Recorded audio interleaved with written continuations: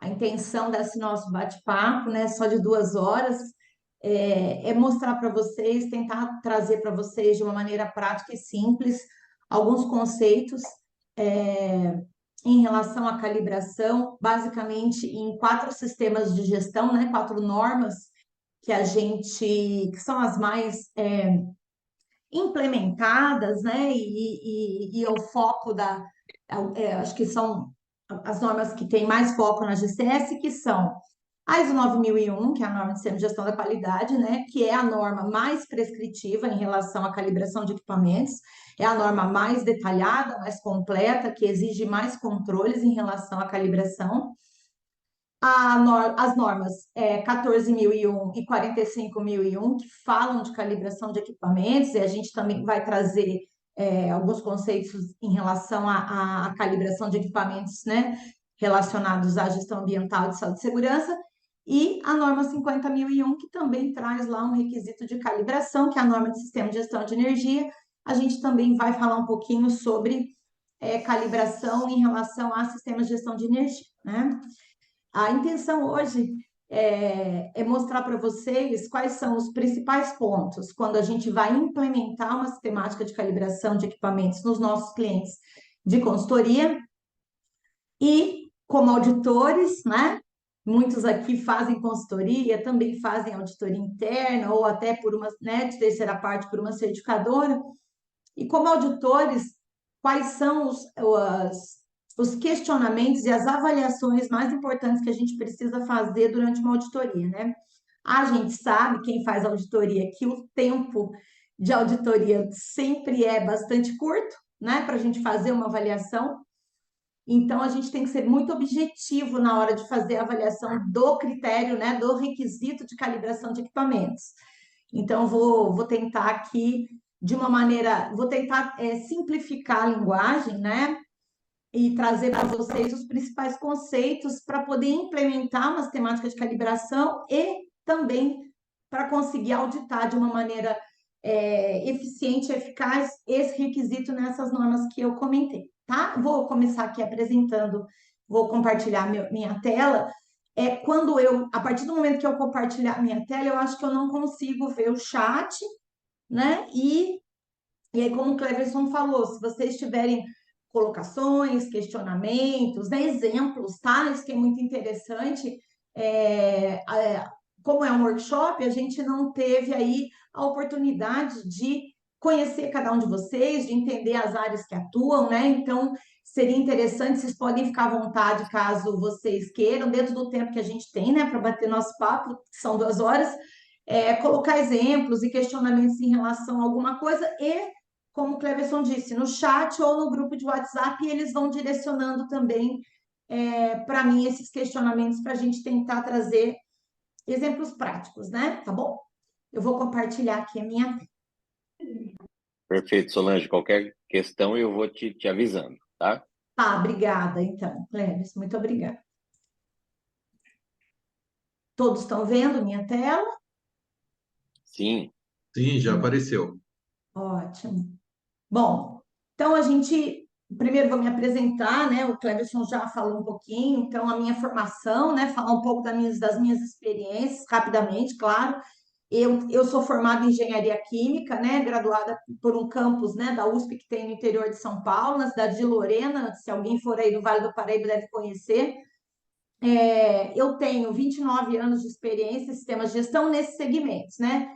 Metalúrgico, na área da saúde, análises clínicas, análise de bioequivalência de medicamentos, né? Que são os estudos para registrar medicamentos na Anvisa, área de papel, área de explosivos, armas e munições.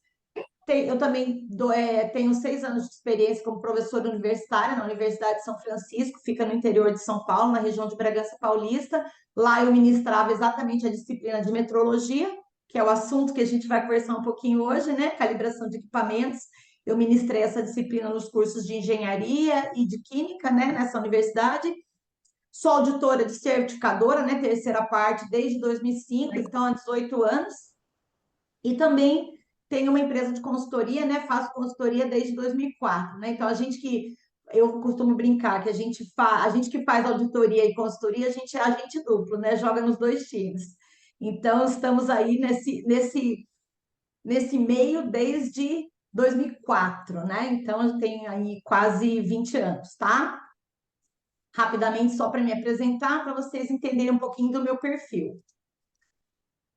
O nosso assunto hoje nós vamos falar sobre calibração dentro dos sistemas de gestão, né? O que as normas, né, de sistema de gestão pedem para a gente.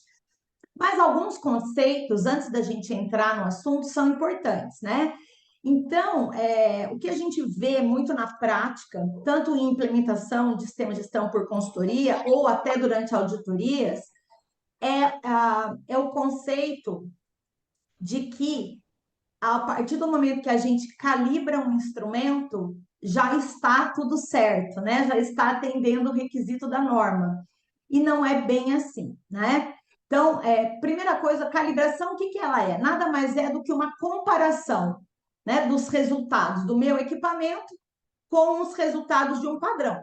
Então, o padrão vai ter lá um valor conhecido e eu vou comparar aquele valor do padrão com o meu equipamento.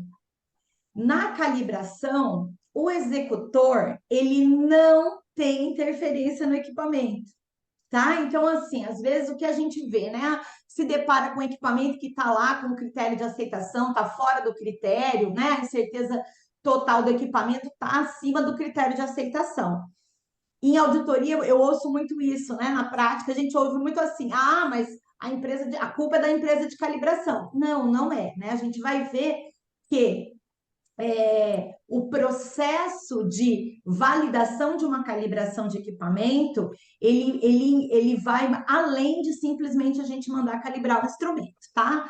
A calibração de um instrumento, ela é simplesmente, eu costumo falar, o cara crachá, que é uma comparação de um padrão que eu conheço o valor, né? Ele é confiável, eu conheço o valor com o meu equipamento, tá?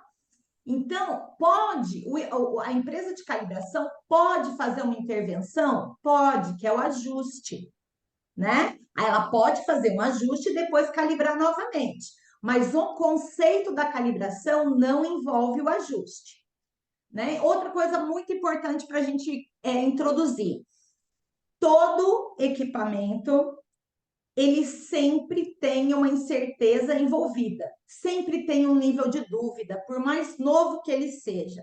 A calibração, o objetivo dela é mostrar para nós qual é o valor desse desvio e dessa incerteza.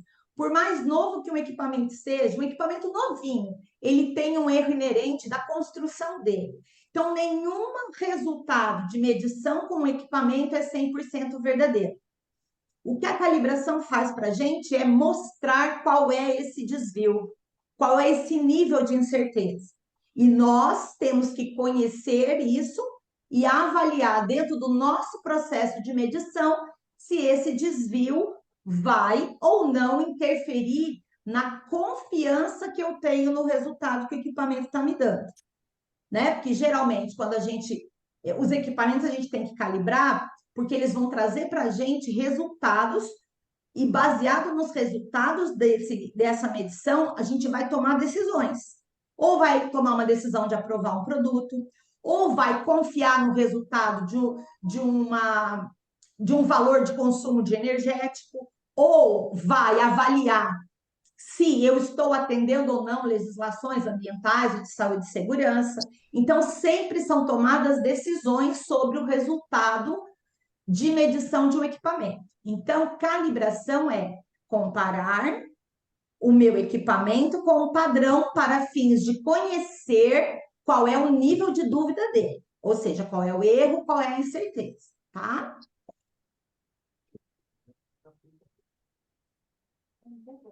Eu não tô. O slide está passando para vocês? Ah, para mim passou agora. Passou? Passou sim, Solange. Perfeito. Outro conceito importante é verificação. Por que eu trouxe esse conceito aqui, né? Porque na ISO 9001, o texto da norma fala o seguinte: o equipamento ou instrumento deve ser calibrado ou verificado internamente contra padrões internacionalmente reconhecidos. Pô, Solange, qual a diferença entre calibrar e verificar? A verificação não traz a incerteza.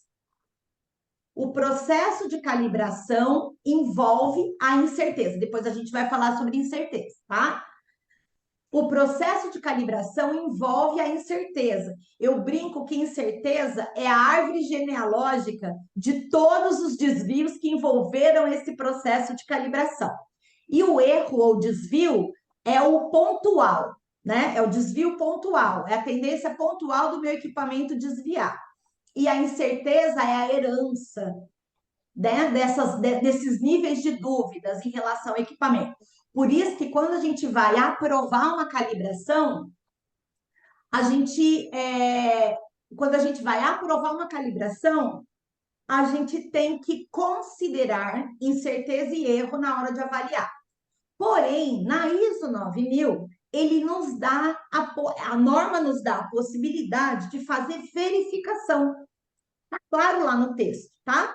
Então, se a gente faz verificação, a verificação não vai ter o valor da incerteza, ok? Então, por isso que eu trouxe esse conceito, por causa da ISO 9000. Ela fala tanto da calibração quanto da verificação. E a diferença entre um e outro é essa. A calibração vai envolver incerteza, né? Que é a herança, que é a árvore genealógica de todos os desvios que envolveram esse processo de calibração, né? É a rastreabilidade metrológica, a incerteza garante isso para nós. E a verificação não é obrigatório você ter cálculo e a incerteza, tá bom? Eu posso, quando eu calibro um instrumento e eu verifico que esse instrumento, né, na minha avaliação, ele está principalmente com um erro, né? Está com uma tendência ou um erro muito alto, é possível fazer um ajuste? Sim. Nem todo equipamento eu consigo ajustar. O que é o ajuste? É uma correção. Com fins de quê? De reduzir o erro, tá? Não a incerteza. A incerteza não, mas o erro, quando eu faço um ajuste, eu consigo reduzir. Por exemplo, quem aqui já teve contato com calibração balança? É um instrumento típico, né? Acho que todos, né? Já tiveram contato. E aí vocês vão perceber o quê? Que na calibração de balanças, eles trazem uma condição, né?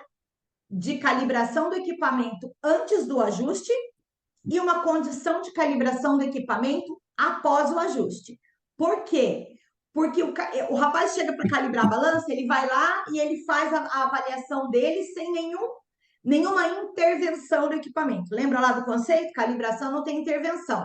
Aí ele vê que o equipamento está com erro. Aí ele nivela o prato, ele tira, ele desmonta, ele limpa, né? E aí ele ajusta e tal, e aí ele faz uma nova calibração. Se vocês perceberem no certificado de calibração de uma balança, vocês vão ver que o erro, né? A incerteza geralmente não, mas o erro, ele diminuiu após o ajuste, tá? Então, alguns equipamentos têm essa possibilidade de ajustar. Só que quando ajusta, tem que calibrar novamente, tá? Aqui é importante falar. Solange, qual resultado eu vou lançar, né? Qual resultado eu vou considerar na minha validação da calibração? O erro e a incerteza antes do ajuste ou o erro e a incerteza depois do ajuste? A minha resposta para vocês é os dois. Principalmente na ISO 9000. E qual é o motivo? Na ISO 9000, ela fala assim: se o seu equipamento estiver fora do critério de aceitação, você tem que garantir todas as inspeções que você fez com aquele equipamento desde a última calibração dele, tá? E aí, eu tenho que validar o equipamento antes do ajuste, para conhecer qual era a condição dele enquanto ele estava em uso, né? E aí, depois do ajuste, para aprovar ele para o futuro, ok? Então, antes do ajuste, eu tenho que validar o passado e caso ele ficar fora, isso ninguém quer, né? A gente tem mini infartos quando acontece uma coisa dessa, porque você tem que garantir, de alguma maneira, as inspeções passadas, né? Ou seja, na ISO 9000, tá? Eu não liberei produto baseado num resultado falso, né? Ou com um nível de dúvida muito alto, que eu tomei uma decisão errada baseado no resultado daquele equipamento. Ah, eu liberei um produto que podia estar não conforme, porque o equipamento me deu um resultado com desvio acima do meu critério. Então, é por isso que é importante a gente calibrar o equipamento antes do ajuste e após o ajuste, tá? Aqui isso que era importante. Foi. Aí, aqui, nesse slide, eu trouxe o conceito da comprovação metrológica, que aqui a gente quebra o paradigma daquela questão que é o seguinte: eu mandei calibrar, tá tudo bem, né? Mandei calibrar o equipamento, o auditor vai olhar o certificado, ele vai apontar lá na auditoria e ele vai dizer, ok, tem que estar calibrado. Não, não é isso, tá? A comprovação metrológica é exatamente a avaliação do meu desvio mais incerteza em relação ao que o meu processo aceita de desvio, tá? Então, quando a gente faz calibração de equipamento, de novo, tá? O objetivo simplesmente é conhecer o nível de dúvida, ok? Então, é conhecer o erro e a incerteza. Aí eu vou olhar para dentro do meu processo de medição, seja ele uma inspeção de produto na ISO 9000, seja ele um controle operacional ou um controle de consumo de energético na 50001, seja ele um controle operacional ou o atendimento de uma legislação para 14.000 ou saúde e segurança, eu vou olhar para dentro do processo, da atividade, da variável que é medida com esse equipamento e eu vou ver, eu vou avaliar o quanto o meu processo aceita de desvio e vou comparar. Bom, meu equipamento está com esse nível de dúvida, né? Esse erro, essa certeza. O quanto o meu processo aceita? O quanto é confiável esse equipamento? Como que a gente avalia se ele é confiável? Através de uma avaliação da incerteza total. Aqui eu trouxe uma equação básica, tá? Então, do lado esquerdo do cálculo, estão vendo aqui? Eu vou considerar a incerteza de medição do meu equipamento e o maior desvio encontrado, o maior erro naquela calibração. Tá vendo? Esse sinal aqui, ó, tá vendo essa barrinha? Significa que eu lanço e considero sempre os resultados do erro e incerteza encontrado na calibração em módulo. O erro foi negativo? Eu não vou considerar negativo. É módulo, tá bom? Porque não importa se o desvio é para baixo ou para cima, é um desvio, ok? E aí a gente pode fazer assim? Pode, somatória é simples. Cada empresa define sua maneira de fazer o cálculo, tá bom? Eu trouxe só um exemplo aqui, só para vocês entenderem o conceito. E aí, o resultado da incerteza mais o erro, né, da incerteza total, ele tem que ser menor que a tolerância crítica do meu processo. Certo? De novo, todo equipamento tem um nível de dúvida. Nenhum equipamento, nenhum resultado dado por um equipamento é 100% verdadeiro. Nunca. Sempre vai ter um nível de dúvida. A calibração me leva ao conhecimento desse nível de dúvida, tá? E aí eu tenho que conhecer meu processo para definir a minha tolerância crítica. Quanto meu processo aceita de variação?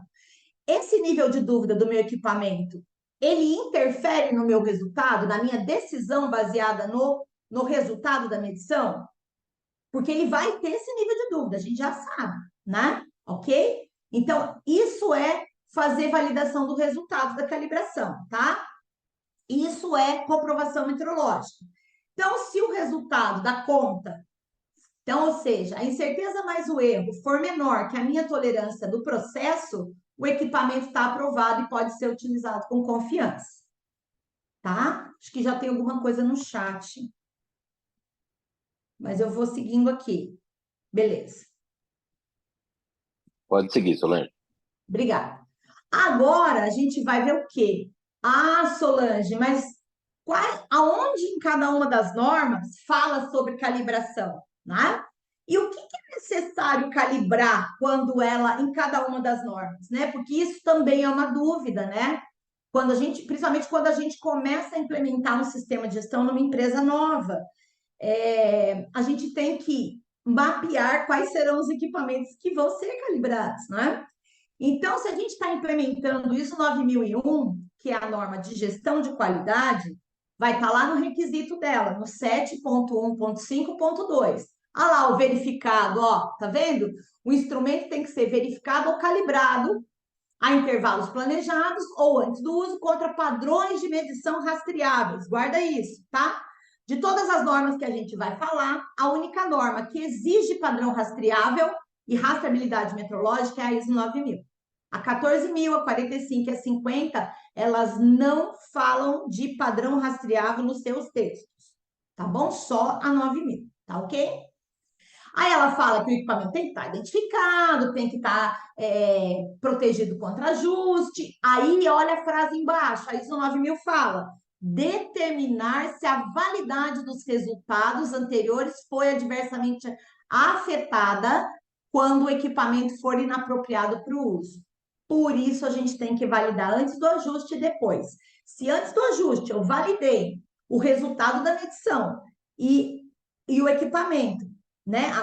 O nível de dúvida do equipamento, a incerteza e o erro dele, né? A incerteza total está maior que meu critério, eu tenho que avaliar as medições anteriores, ok? Para a ISO 9000, o que a gente precisa calibrar? No texto dela, ela fala assim: equipamentos que medem característica de produto, tá ok? Os equipamentos que são utilizados para fazer inspeção do produto em relação às variáveis especificadas, tá ok? Variáveis, atributos, né? Então, as características especificadas do produto. Se aquele equipamento é utilizado para fazer uma inspeção de produto e como resultado dessa inspeção de produto, né? A gente vai tomar a decisão de aprovar ou reprovar o produto, tem que calibrar esse carro, ok? Equipamento, Solange, isso é as próximas são perguntas muito recorrentes. Equipamento que controla a variável do processo. Precisa? Depende. Né? Depende. Então, a gente tem que avaliar o quê? Aquela variável de processo interfere diretamente na qualidade do produto? É uma característica de produto que está sendo inspecionada no processo? Dentro do processo de produção? Mais uma. Existe algum requisito regulamentar que te obrigue a fazer validação do processo? E se sim, você tem que calibrar todos os instrumentos de processo, porque a calibração dos instrumentos de processo faz parte da validação. Então, por isso, a resposta é depende. Em via de regra, não precisa, mas tem que fazer essas análises, tá bom? E aí, equipamentos que são utilizados para inspeção de materiais adquiridos. Os equipamentos de inspeção de matéria-prima. Depende. Né? Ou de materiais. Depende do quê? Depende do nível de criticidade daquela matéria-prima no seu produto final.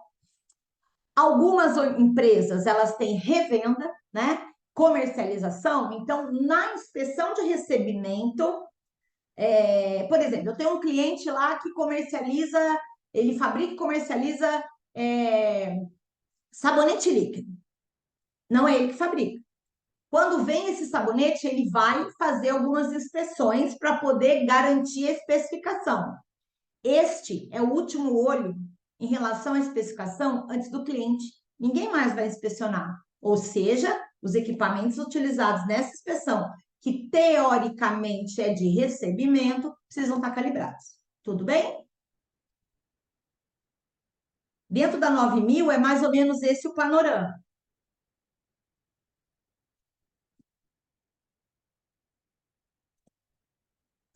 14.000, Solange? A 14.000, o texto é esse que está em cima. Ó, o requisito é o 9.1, monitoramento, medição, análise e avaliação. Então, nesse requisito, a norma diz que a organização tem que monitorar, medir, ó, tá? Medir, analisar e avaliar o desempenho ambiental. E os equipamentos de monitoramento e medição devem estar calibrados ou verificados, tá? E aí, na 14.000, quais tipos de equipamentos são foco da calibração? Os equipamentos utilizados para medir as variáveis de monitoramento ambiental, tá? Se a gente tem monitoramentos ambientais internos, ou por força de legislação, ou por força de controles, né, relacionados a aspectos e impactos, tem que estar calibrados. Tudo bem? Segunda situação, os equipamentos utilizados nos requisitos regulamentares que devem ser atendidos em meio ambiente e que exigem utilização de equipamentos calibrados. Resumo, a gente tem vários laudos ambientais, não é? Ok? Se para emitir aquele laudo, o prestador de serviço usou um equipamento, aquele equipamento tem que estar calibrado. O fato, isso é importante, tá, gente? Em auditoria também a gente acha muito essa justificativa, em 14.000, né? Ah, mas eu contratei, a responsabilidade é dele. Não, amigo, quando você terceiriza, né? É igual, eu falo muito igual o Coronel Nascimento fala lá no Tropa de Elite, né? A responsabilidade é minha, o comando é meu. Então, o fato de você ter contratado uma empresa, um profissional independente para realizar aquela avaliação ambiental que gerou a emissão de um laudo, não te exime da responsabilidade de garantir que aquele equipamento que ele utilizou está calibrado, tá bom? Aí, rapidamente, né, porque a gente tem aí pouquinho tempo para bater o nosso papo, eu trouxe um exemplo, né? Na NBR 10.151, né, que é a de avaliação de cuidado ambiental, ela fala de que a gente tem que utilizar sonômetro, microfone e calibrador acústico. E que todos esses instrumentos precisam estar calibrados, RBC, e a cada 2 anos, né? A norma foi atualizada, colocaram lá um anexo e que definiram aí uma periodicidade. Tudo bem? Então, na 14.000, todos os equipamentos que eu faço, monitoramento interno de variáveis ambientais e os equipamentos que foram utilizados para emissão de laudos que demonstram atendimento de requisitos regulamentares. Tudo bem?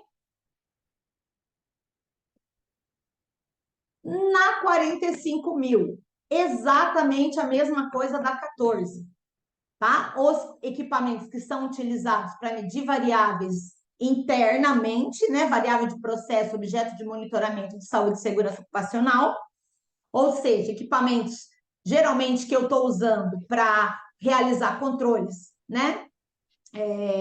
Relacionados ao levantamento de perigos e riscos, tá?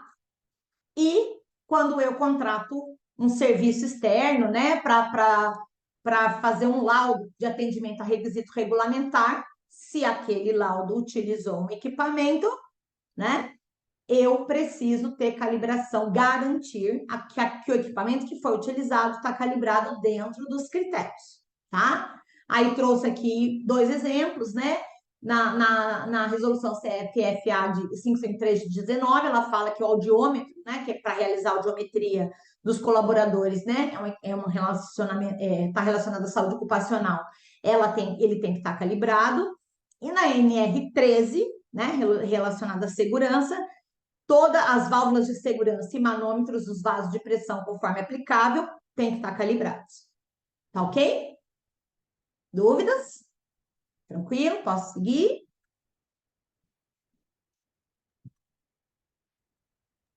E a 50.001? Tá ok. E a 50.001, que é a norma de sistema de gestão de energia, né? Então, lá, ela fala no planejamento de coleta de dados energéticos, ela diz assim: a organização deve assegurar que os equipamentos usados na medição de características-chave, aí tá, forneçam dados que sejam exatos e repetitivos, né? Então, aqui ele tá dando o recado que é o seguinte, ó, Calibrem equipamentos que você usa para medir variáveis do processo dentro do controle operacional, se for aplicável, e calibrem os equipamentos que você está usando para coletar os dados de consumo dos energéticos, que baseado nisso você vai analisar os indicadores de consumo de energia elétrica, gás, né? Enfim, os energéticos, enfim, que a organização definiu dentro da fronteira dela. Tudo bem? Então, variável de controle operacional, se requer equipamento, precisa calibrar. E indicadores, né? Coleta de dados para consumo de energético, que são os indicadores de desempenho energético, os equipamentos que coletam esses dados de energia elétrica, de gás natural, né? E de outros energéticos que eventualmente, GLP, né? Enfim, outros energéticos que a empresa possa ter, biomassa, né? A gente tem aí um cliente que usa biomassa na caldeira, né? Enfim, tá ok? Gente, alguma dúvida aqui? Posso seguir? Oi, Solange. O pessoal tá enviando no WhatsApp algumas questões, mas a gente passa no final, acho melhor, tá? Perfeito, então. Ok, então. Vou seguir aqui, tá? Coisas importantes quando a gente vai implementar um sistema de gestão, tá? Então, no tópico calibração tem que se atentar. E quando a gente audita, também tem que se atentar. Uma coisa que é importante, que muitas vezes a organização, quando a gente chega como consultor para implementar um sistema de gestão, a organização já tem os equipamentos dela. A gente vai lá e manda calibrar os equipamentos, define o critério de aceitação, faixa de uso, lá. Só que o cara já tem o equipamento, né? Essa parte de seleção do equipamento, capacidade, resolução, quando a gente está pegando um projeto novo, isso acontece bastante.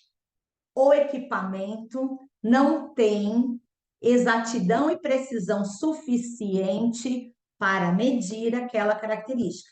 Então, é natural que ele vai ser reprovado na validação da calibração. Querem um exemplo? Balança, tá? Vou pegar um exemplo bem simplesinho também.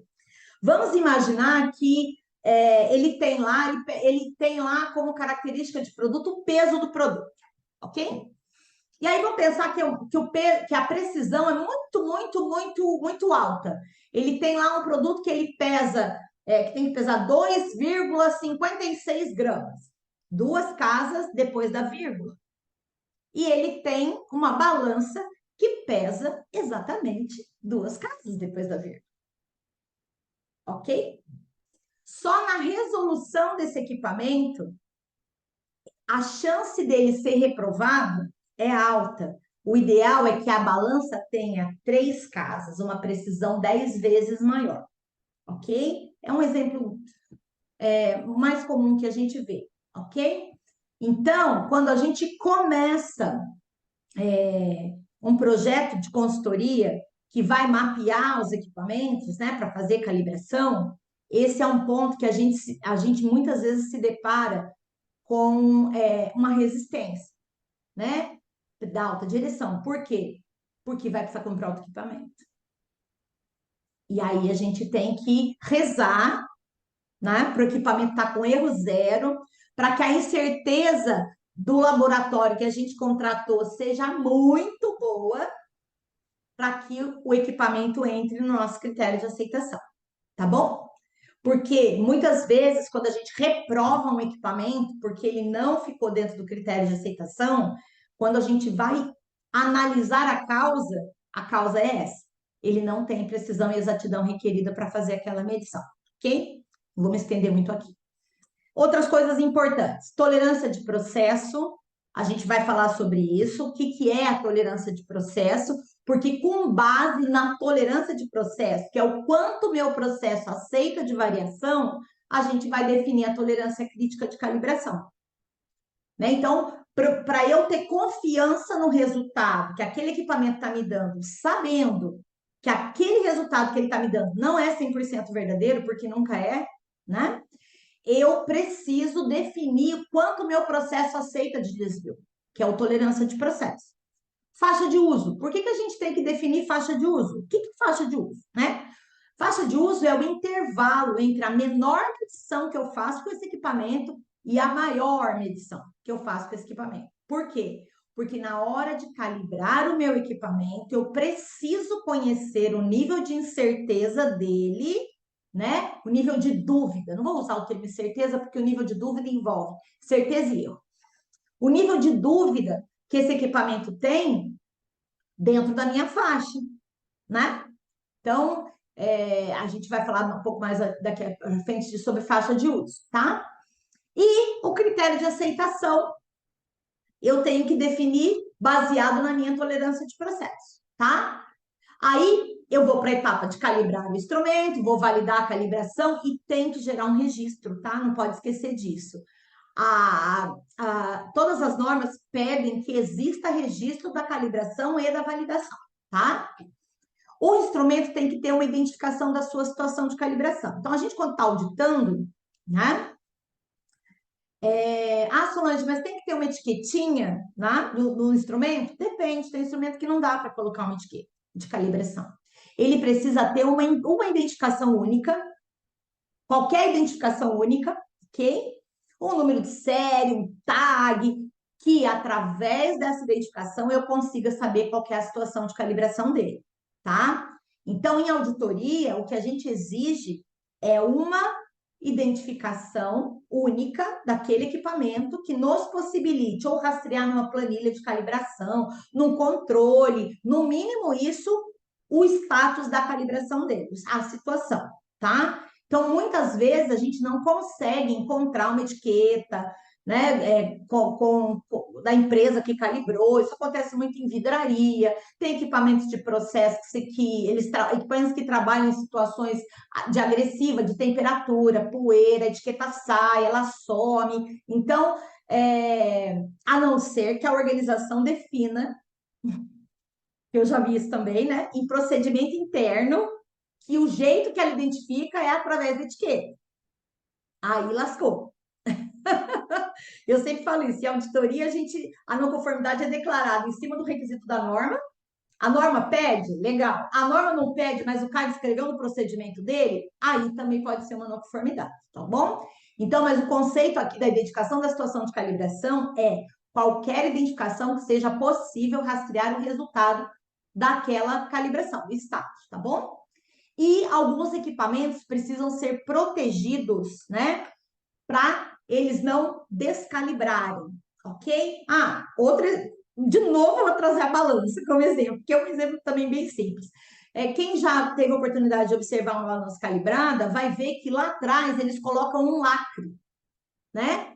E aí aquele lacre a gente não pode romper, porque se rompe aquele lacre, a calibração o equipamento pode descalibrar, ok? Então, esses são pontos importantes. Faixa de uso, já falamos, não é o intervalo entre a menor e a maior medição realizada com o instrumento. A faixa de uso nem sempre ela é muito fácil da gente identificar, tá?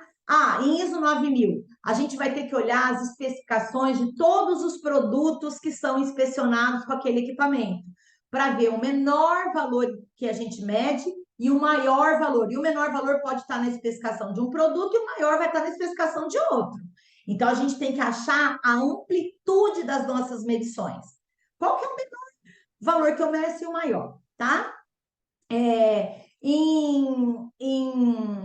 Por exemplo, em sistema de gestão de energia, né, na 50.000, vai calibrar lá um instrumento que coleta consumo de energia elétrica. Aí vamos analisar o histórico, né? Qual que é o nosso histórico de processo? Qual que é o menor valor de consumo que a gente já teve no histórico de um período e o maior, tá? Então, identificar a faixa de uso, a gente tem que olhar para dentro do nosso processo. Aqui é uma coisa que acontece muito. Vou pegar o exemplo de um termômetro, né? A gente tem empresas, vamos pensar, que tem vários termômetros que medem diversas condições. Eu tenho o mesmo termômetro, o mesmo modelo, tá? Que pode estar sendo utilizado para medir temperatura de geladeira, outro pode estar usado exatamente igual para medir temperatura de estufa, outro pode estar sendo exatamente o mesmo, né? Utilizado para medir temperatura de freezer, temperatura ambiente. as faixas de temperatura de cada condição dessas são diferentes. Já aconteceu comigo em auditoria, né? Eu peguei lá no laboratório que eu estava auditando um termômetro que estava medindo condição de geladeira, de 2 a 8 graus. Aí, quando eu fui ver a calibração dele, ele tinha sido calibrado na faixa de 36. Aí, qual que foi a resposta? Ah, Solange, sabe o que aconteceu? O termômetro da geladeira quebrou, a gente pegou do banho-maria, que era igual. Ok, mas não está calibrado na faixa de uso que ele estava sendo utilizado naquele momento. Então, faixa de uso é extremamente importante para definir, tá? Tolerância crítica de calibração. Então, a faixa de uso é o intervalo entre a menor medição e a maior que eu faço com aquele equipamento. A tolerância crítica de calibração é a amplitude do menor intervalo aceito pelo meu processo. Tá? Então, a tolerância crítica é o quanto de variação meu processo aceita. Vou pegar o exemplo do termômetro que eu falei antes, né? Um termômetro medindo uma temperatura de 2 a 8 graus. Quanto o processo de medição desse termômetro está aceitando de variação? Qual é a amplitude aqui? 6 graus, né? 2, 3, 4, 5, 6, 7, 8. Ele pode variar em 6 graus dentro do meu processo que vai estar tudo bem. Isso é tolerância de processo. Baseado nisso, a gente vai definir o critério de aceitação da calibração, tá? Então, em ISO 9000, a gente pode usar a menor variação aceitável da característica que está sendo inspecionada com aquele instrumento. Ah, uma trena ou uma escala que mede uma largura de um produto. Aí a largura do produto pode variar de 22,5 até 23,5. Qual é a amplitude aí?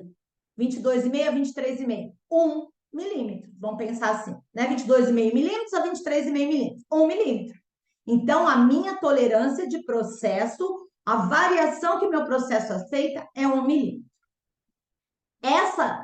Eu falo que essa é a maneira mais fácil de definir tolerância de processo. É quando eu tenho uma especificação de produto que tem uma amplitude, né? E eu vou sempre em cima da tolerância mais crítica. Ah, eu tenho lá um produto que mede largura de 20 a 20,5. Opa! Eu uso a mesma escala que eu estou medindo lá, o de 22 a 23? Uso. Só que nesse caso a variação não é mais 1 milímetro, a amplitude. De 20 a 20,5, eu tenho uma amplitude de variação de quanto? Só meio. Aí eu tenho que considerar o meio. Tenho sempre que considerar na condição mais crítica para validar a minha calibração. Então, tolerância de processo, eu sempre vou considerar na condição mais crítica, tá? Outras formas de definir tolerância. Então, em outras normas, na 50.000, por exemplo, eu posso definir a tolerância de processo da calibração dos meus instrumentos que coletam dados de consumo de energia em cima da minha meta de redução de consumo, tá? Qual é a meta de redução de consumo daquele energético? Eu posso definir a minha tolerância de processo, é o quanto meu processo quer reduzir, é o quanto meu processo está aceitando de variação, tá? Tem algumas situações dentro das 50.000 que existem legislações que estabelecem o erro estabelecido, o erro máximo permitido na calibração de equipamentos, tá? Então, eu trouxe um exemplo aqui. A portaria 156, de 30 de março de 2022, ela estabelece o erro máximo permitido na calibração de medidores de gás natural. Tá? Então, existem, em algumas situações, legislações que estabelecem o erro máximo permitido. Tá? Na 50.000, trouxe esse exemplo. Na 14 e na 45, também. Né? Ah, máximo nível aceitável de ruído. Qual a variação que pode ter? Vai estar uma norma, né? Exemplo, né? Enfim, então, assim, máximo aceitável de concentração de gases, vai estar uma norma, tá ok? Ah, Solange, não consegui definir dessa forma. Eu posso verificar no manual do equipamento qual é a exatidão requerida. Recentemente, eu usei esse recurso. né, num equipamento que é um dinamômetro. A gente tinha uma especificação que não tinha range, né? Então, assim, o teste de força ele tem que romper acima de tantos newton-metros, de tantos kgf. Ou seja, não tinha uma variação para eu definir o intervalo. Era um mínimo só. Passou daquela força aplicada. Se ele romper, ele não podia romper abaixo daquela força. Opa, então não tenho como definir uma especificação baseada num range. Eu fui no manual do dinamômetro e olhei lá que a exatidão requerida era de meio kgf. E esse foi o critério de aceitação que a gente definiu, tá? Tem mais uma forma de definir critério de aceitação, por média histórica. Então, eu poderia, ao invés de ir para uma... não achei a exatidão requerida no manual do dinamômetro. O que eu vou fazer? Eu vou pegar o histórico das inspeções de força realizadas num determinado período, aí a gente define o período, tá, gente? Eu costumo definir 12 meses, tá? E aí eu reviso isso a cada calibração.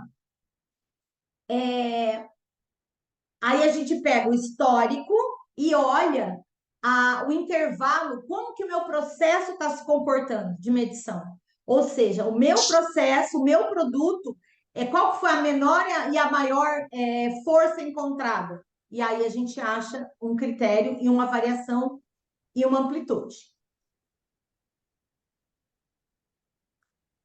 Tudo isso que a gente está falando até agora, né? Das amplitudes, definir norma, manual, e etc., é critério de aceitação de processo.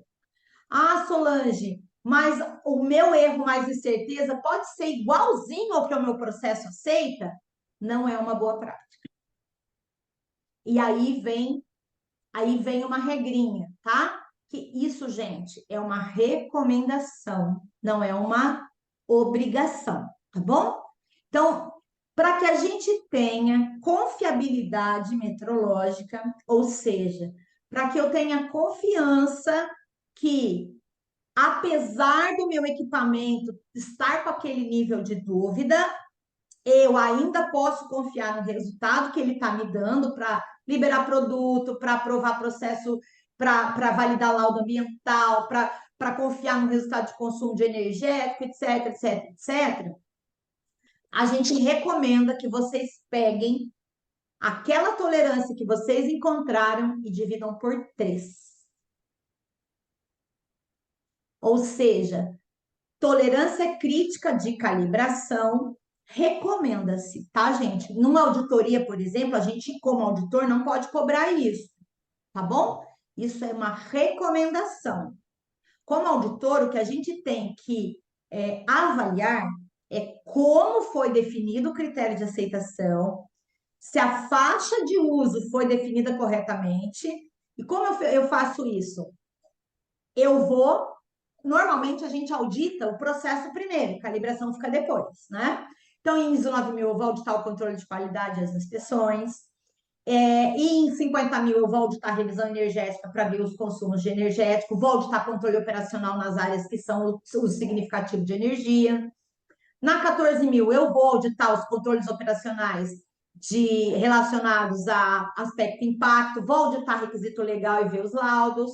E em saúde e segurança, vou auditar controle operacional relacionado a perigos e riscos, vou auditar a legislação para ver os laudos, enfim. Então, eu já vi esses equipamentos em uso. E aí eu consigo saber, ele usou nessa faixa. O critério de aceitação aqui que eu estou vendo do processo é tanto. Aí a gente vai auditar a calibração.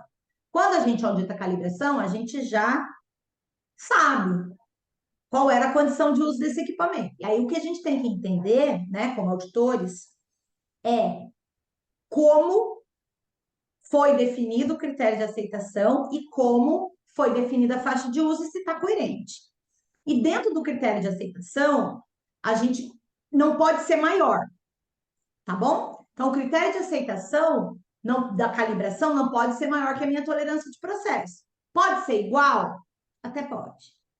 Pode ser dividido por 2, né? Metade? Pode. Mas tem uma recomendação que seja 1/3. Ah, Solange, quando vai ser igual? Quando é dividido por 2? Quando que é 1/3? Que a gente chama de coeficiente de segurança, tá? Também não é obrigatório, tá, gente? É um direcionamento, ok? Porque a gente tem aqui no grupo consultores e auditores, né? Como eu também sou consultor e auditor. A gente usa o critério 3, que é o critério mais crítico, porque se a gente vai dividir a tolerância de processo por 3, significa que a minha tolerância crítica vai ficar muito baixa, certo? Ela vai ficar menor, porque no denominador vai ser o 3. Eu defino isso para aqueles equipamentos que são muito críticos, tá? Equipamentos que liberam produto na 9000, tá? Equipamentos que monitoram variáveis de controle operacional muito críticas na 14, na 45, na 50, tá? Ah, eu defino o critério 2 para aqueles equipamentos que têm uma criticidade menor, tá? Então, assim, ele não é um equipamento muito, ele monitora, né, variáveis importantes do meu processo, mas na 9000, por exemplo, eu tenho uma outra inspeção depois, é um equipamento que inspeciona produto, mas é só para controlar, né? Mas eu tenho uma outra inspeção que vai ser a inspeção que vai liberar, não é essa, tá? Vou dar um exemplo na 50.000. A Adriana tá aí, né, Adri? Acho que tá. A Adriana trabalha comigo lá num cliente. A gente tem lá, controla nesse cliente vapor. Vapor é um energético secundário e é um energético que a gente só monitora. Então, os medidores de invasão de vapor, eles são número 2, porque eles não são tão críticos, tá?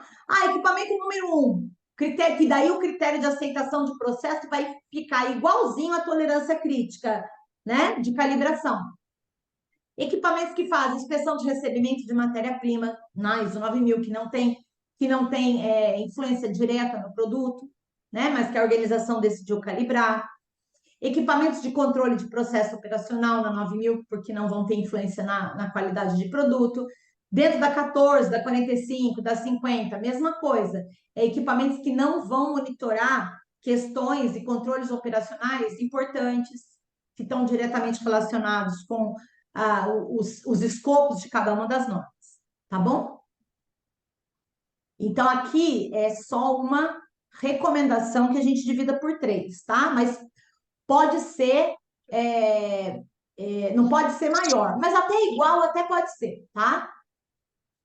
Bom, conceito de erro, né, gente? Isso aqui todo mundo sabe, erro é a diferença entre o que o meu instrumento deveria dar e o que o padrão, né? E o valor verdadeiro que é do padrão, né? Na verdade, é a diferença entre o que o meu instrumento demonstrou na calibração e o valor que deveria ser, que é o valor verdadeiro convencional, né? O VVC, que é o valor do padrão.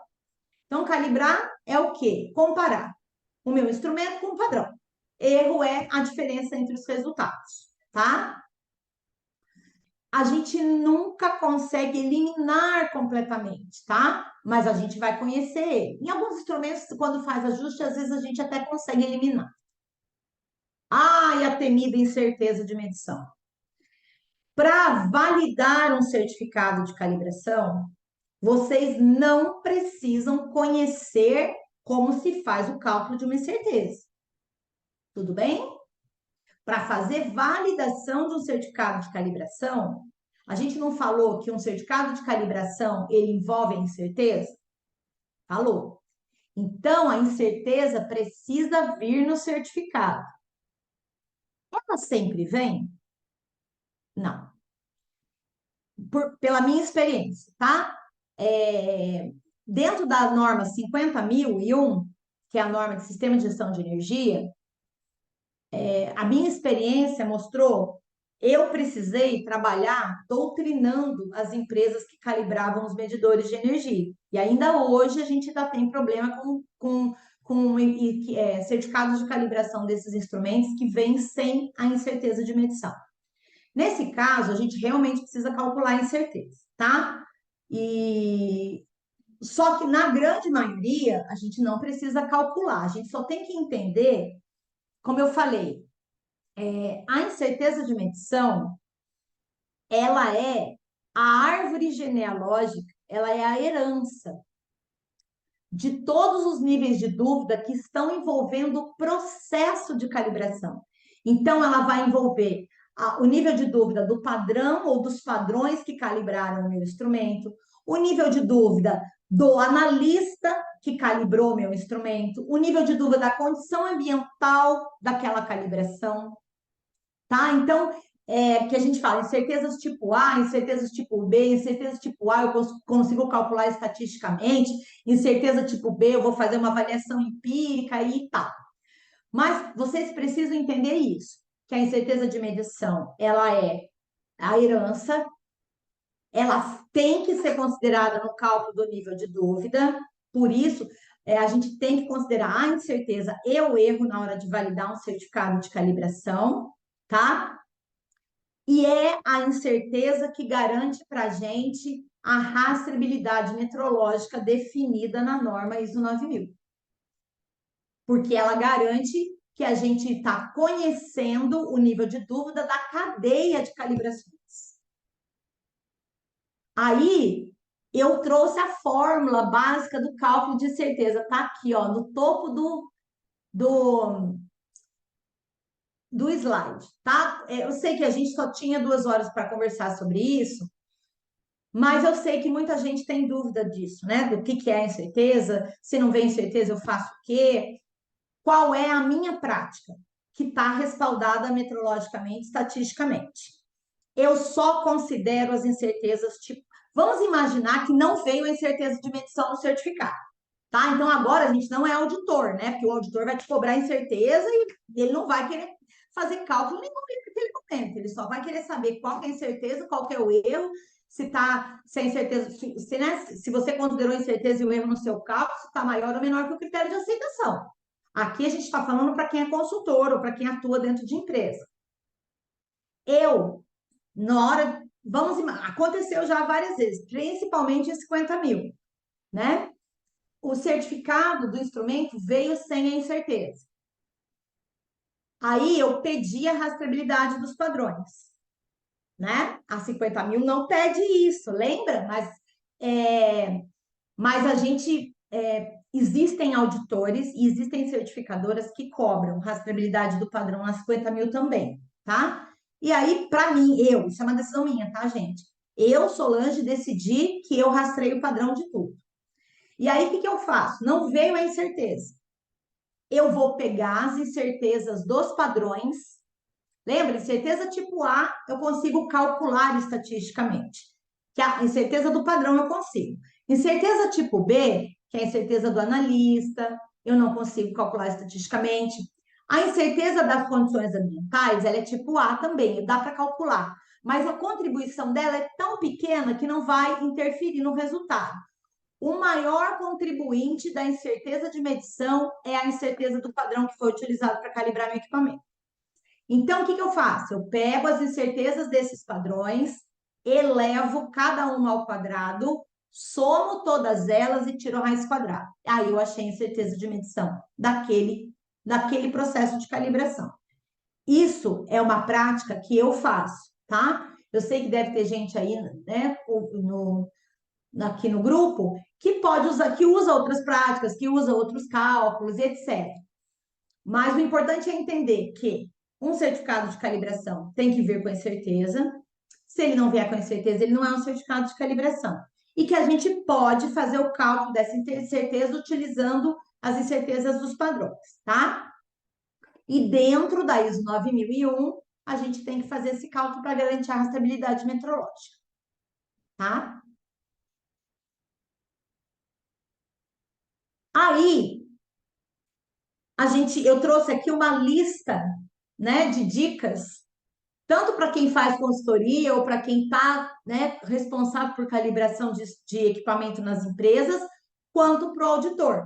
Ah, Solange, o que eu vou olhar, né, eu estou auditando calibração. O que eu tenho que olhar? Primeira coisa, se o certificado, ele realmente é daquele equipamento que você viu.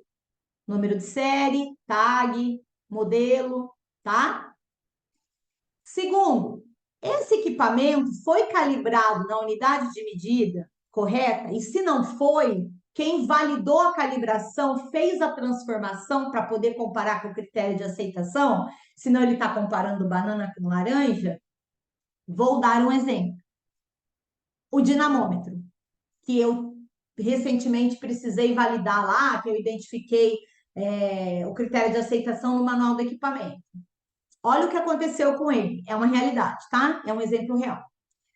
Nós utilizamos ele na unidade de engenharia, unidade de medida KGF, na grandeza força, tudo bem? A grandeza é força, só que a grandeza força tem KGF, tem bar, né? Tem Newton metro, enfim, tem vários unidades de medida. O certificado original tinha vindo em bar pressão, né? Enfim, veio numa outra unidade, que Newton metro. Veio numa outra unidade de medida, certo? Eu precisei pedir a correção, porque não dava para comparar uma unidade de medida diferente com a minha unidade de medida, que é KGF, ok? Então, tem que avaliar isso, porque muitas vezes, quem está validando a calibração, ele pega o erro e incerteza numa unidade de medida ou até em outra grandeza. Olha outro exemplo, aí mudou a grandeza nesse caso, né? Um medidor de vazão de gás, pegar lá na 50.000. Alguns modelos de medidor de vazão de gás, eles são calibrados em pressão, e aí existe uma transformação para vazão.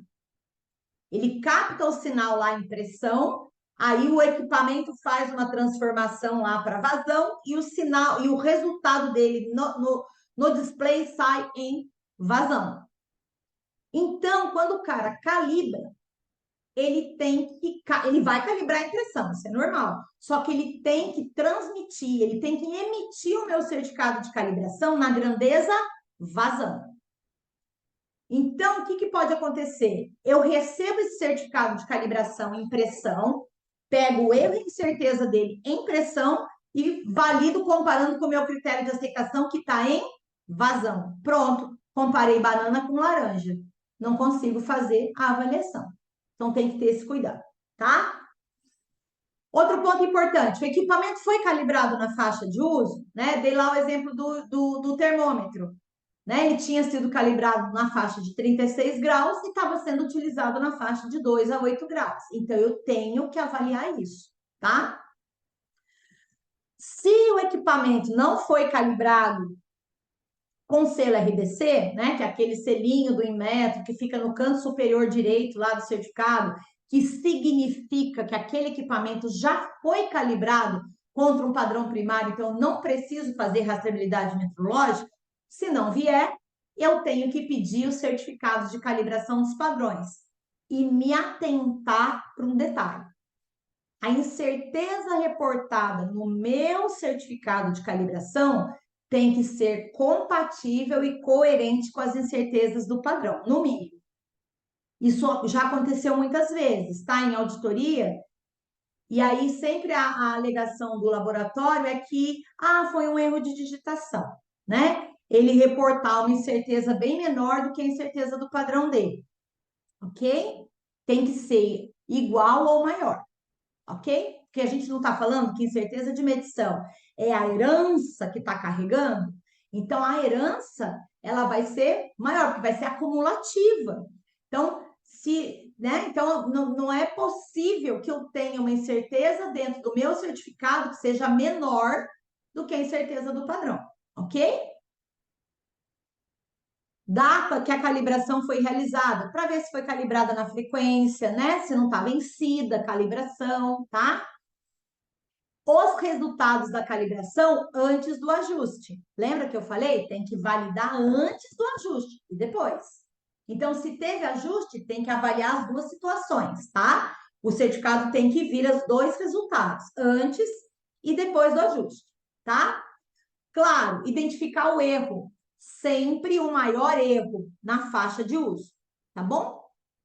Uma dúvida que o pessoal muito tem. Fala, Solange, eu calibrei, sei lá, vou pelar uma trena de 5 metros, mas eu só uso, na minha faixa de uso, está definida que eu meço só até 500. Até 1 metro, vai. Até 1 metro. Qual é o erro que eu vou considerar? É o erro na faixa até 1 metro. Tudo bem? é na sua faixa de uso, ok? Mesma coisa para incerteza, maior incerteza envolvida na sua faixa de uso. Aí repetir aqui de novo, né, do RBC, ficou aqui de novo no meu slide. E a última dica, que é, a gente volta lá na equação lá atrás, né?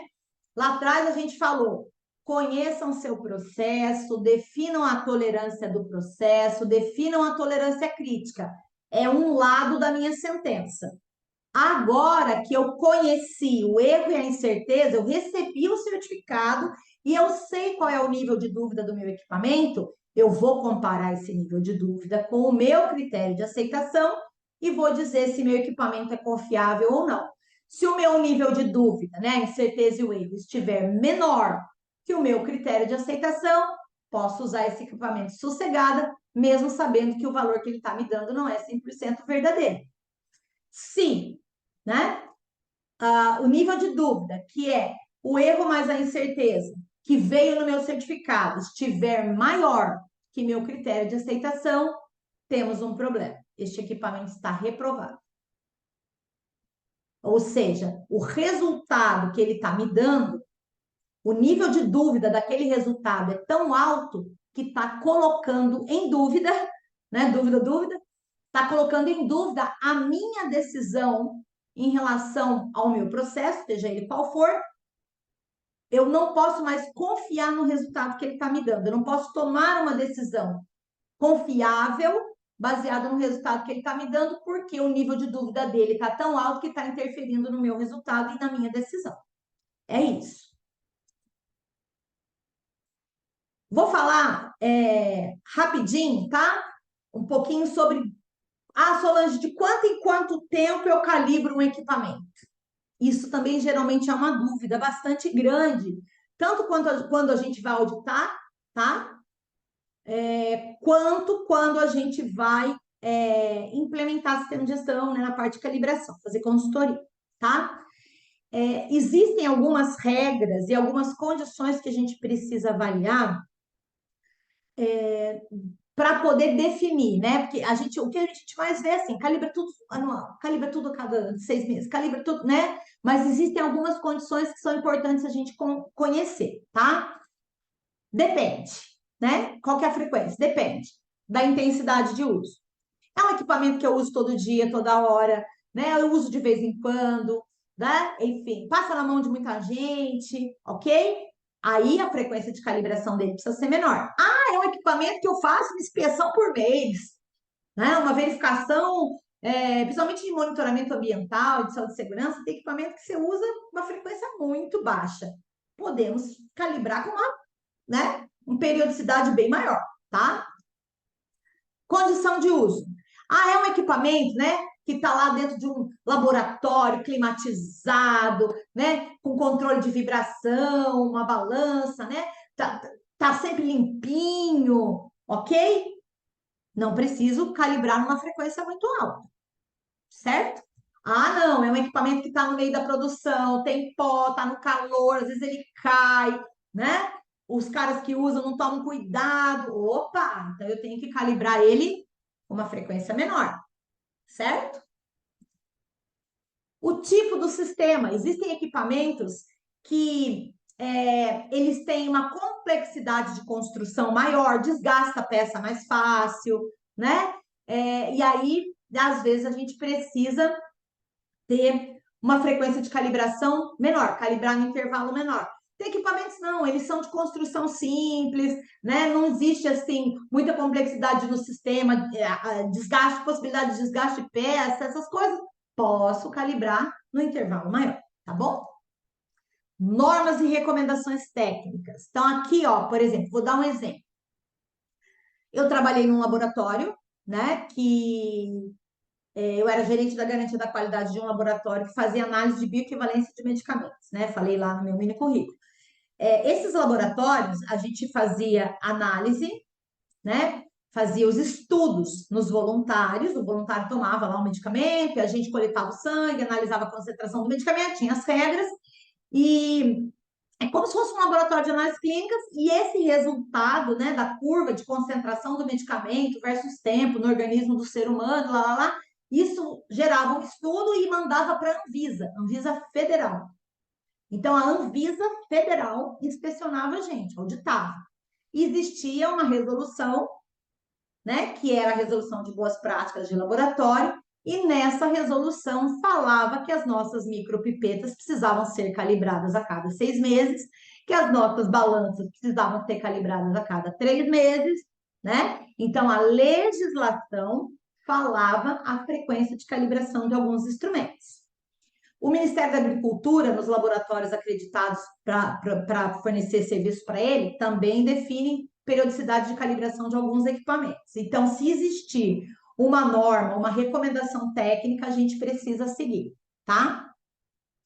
Recomendação técnica, ainda dentro desse laboratório. Os nossos espectrômetros de massa e os nossos cromatógrafos líquidos, né, de ultra performance, eles eram qualificados, né? É uma calibração, uma qualificação. Envolve um pouco mais que calibração. E lá no book, por recomendação técnica, falava que a gente tinha que, no mínimo, fazer a cada 18 meses.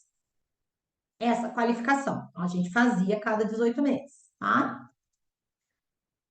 Bom, aí eu trouxe uma dica, tá? Para vocês, que principalmente aqui, na verdade, a dica é para quem é consultor. O auditor, na verdade, só vai auditar se a empresa usar a tabela de Schumacher. Schumacher não é o piloto, tá? É um estatístico, ok? Então, existe uma tabela estatística desenvolvida por esse estatístico Schumacher que ajuda a gente a redefinir frequência de calibração de instrumento quando a gente já tem um histórico, baseado na tendência desse instrumento sair fora do nosso critério de aceitação, tá bom? Então, eu posso reduzir a frequência, ou seja, calibrar no intervalo menor, ou aumentar a frequência, desculpa. Reduzir a frequência é calibrar no intervalo menor, ou aumentar a frequência, que é calibrar no intervalo maior, tá? E aí a tabela é essa, basicamente, ó. A gente tem que saber qual é a incerteza total, ou seja, o erro mais a incerteza das 3 últimas calibrações. E aí a gente vai avaliar. Se o maior desvio das 3 últimas calibrações, ele tiver menor ou igual a 1/10 da minha tolerância de processo, eu posso duplicar. Se eu calibro a cada ano, eu vou calibrar a cada 2.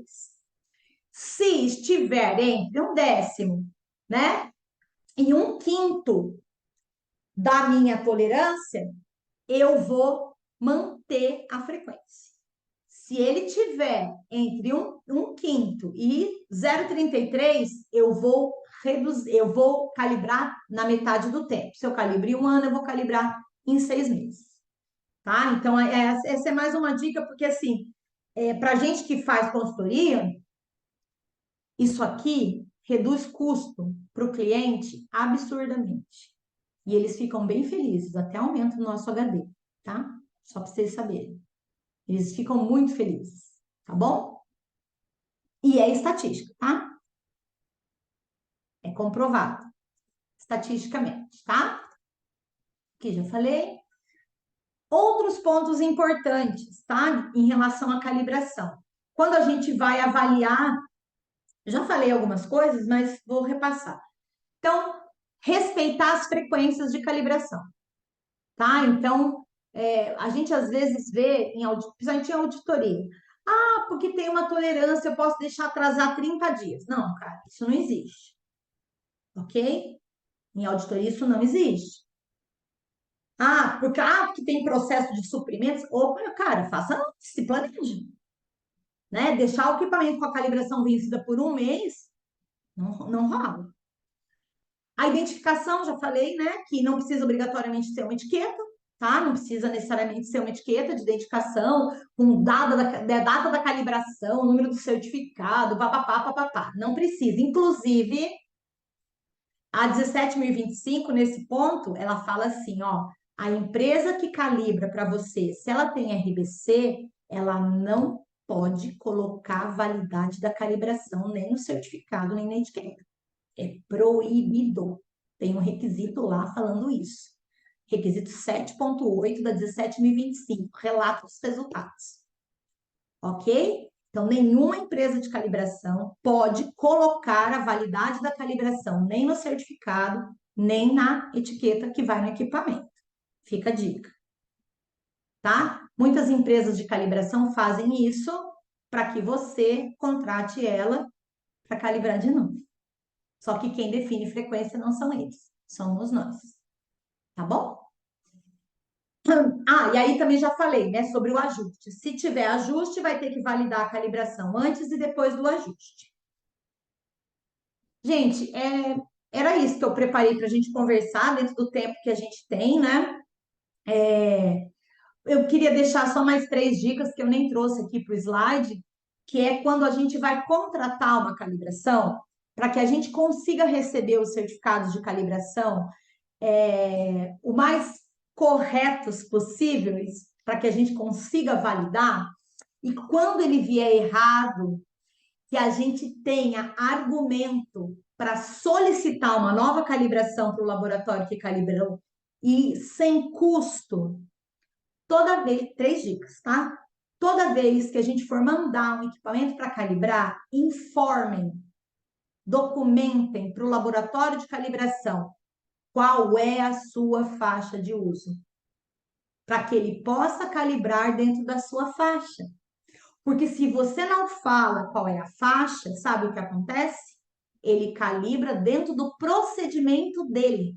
Se vocês olharem no certificado de calibração, vai estar escrito assim: calibração realizada conforme procedimento, patati, patatá, tatatá. O procedimento do cara vai dizer para ele assim: uma escala.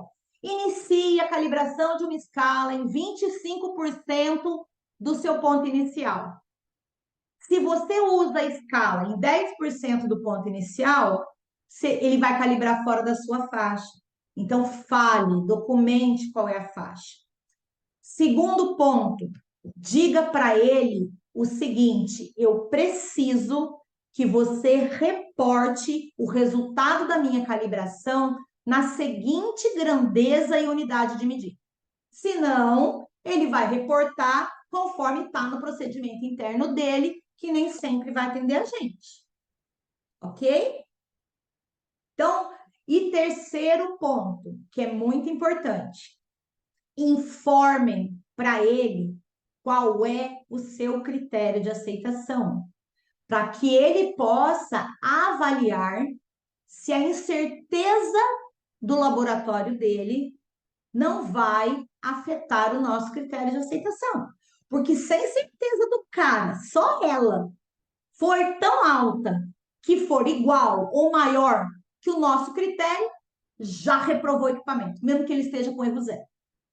Então, essas 3 dicas são muito importantes para nós, né? Agora, eu não estou falando como auditora, né? Como consultora, quando nós vamos orientar nossos clientes, né? Ou quando nós é quem cuidamos de calibração nas empresas, na hora de solicitar a calibração, informem, documentem essas 3 informações para ele. Porque se ele te mandar diferente, você vai dizer: amigo, precisa corrigir ou recalibrar. E ele não vai poder cobrar por isso, porque você disse o que você precisar.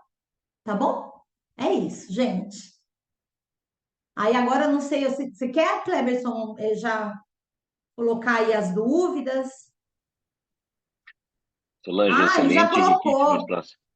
Já mandei no teu WhatsApp aí, se quiser. Isso, posso ir seguindo por aqui? Legal, vou Pode, começar com aqui. certeza. Legal. Ó, uma pergunta que fizeram: quando um produto possui uma norma voluntária recomendando uma faixa de aprovação, devo considerá-la? Caso eu não considere, será uma não conformidade? Se a norma é voluntária, eu queria mais detalhe. Que tipo de norma voluntária? Quem fez essa pergunta pode abrir o microfone e falar. Pode Ah, falar agora, pessoal, fique à vontade. pode falar, gente, fica à vontade. Eu vou até parar de compartilhar para conseguir enxergar vocês. Stop share. Pronto. Bom, se a norma é voluntária, o que, que ela vai fazer? Ela vai dizer Bom, vou responder, tá? Se a norma é voluntária, e você não considerar como critério de aceitação e não documentar isso como critério de aceitação, e ela não é obrigatória, tá? Se é uma norma de certificação de produto, alguma coisa nesse sentido, e o auditor, né? Vamos falar do auditor, agora é auditoria. E o auditor conhecer a norma e souber o critério, ele vai te cobrar. Mas se é uma norma voluntária, que não é obrigatória, não é? Então, não seria uma não conformidade desde que você não defina esse critério lá na sua sistemática interna. Lembra que eu falei? Se a norma não pede, mas você definiu no seu procedimento interno, vai ser não conforme. Se a norma não pede, né, não obriga, vamos falar não obriga. Se a norma não obriga e você não definiu como critério de aceitação, você definiu um critério diferente, não deveria ser uma não conformidade. Segunda, a Então, expedição do meu Solange, produto. só um detalhe ali, só um detalhe. A não ser que a empresa seja um requisito do cliente dela, essa norma Sim, voluntária, boa e ideia. ele Isso acordou, aí, bem né? colocado, é isso aí. Porque quando. Obrigada, Cléris. Quando a gente faz auditoria, a gente audita em cima de quais padrões, né? A norma que está sendo auditada, o procedimento interno da organização, requisitos regulamentares que são obrigatórios, e o quarto ponto é esse que o Cleverson falou: requisito de cliente. Pode ser uma norma que não ela é voluntária, mas se o cliente está te exigindo o cumprimento dela, passa a ser um critério a ser auditado, sim, e seria uma não conformidade. Obrigada, Cleverson. A segunda pergunta. A expedição do meu produto é a granel e utilizamos balança rodoviária. Essa medição é somente para faturamento, mas tem um acordo com o cliente que a carga pode variar de até 10%. Tem que calibrar a balança. Qual que é o critério? 10%. Tá? Tem que calibrar a balança rodoviária. Qual é o critério? 10%. É o critério acordado com o cliente. Fechou? Ó, o próximo. Tudo bem? Posso seguir? Beleza. Solange, comecei um projeto em um cliente que trabalha com essências e a avaliação da conformidade ocorre pelos provedores, fornecedores, deve ser, né? Eles são recursos de monitoramento provadoras. Ah, não, provadoras de essência. Elas são recursos de monitoramento e medição. As provadoras de essência, aqui é essência. Calma que eu estou pensando. Aqui é essência para alimentos, é olfativo. Será que eu. Bom, Provadoras, eu acredito que deve ser, que utiliza olfativo, olfativo, deve ser, alimento, Então, não necessariamente. Por exemplo, aqui eu vou dar um outro exemplo, tá? Que daí a gente cobra. Quando tem uma inspeção visual, aprovação por inspeção visual, por exemplo, de cor, né? Gráficas, normalmente, né? Que fazem aprovação de cor.